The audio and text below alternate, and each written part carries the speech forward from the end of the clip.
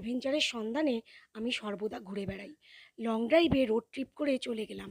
রাস্তাঘাট খুবই সুন্দর ছিল, খুব সুন্দর ওয়েদারটাও ছিল, খুব ভালো লাগছিল আমাদের।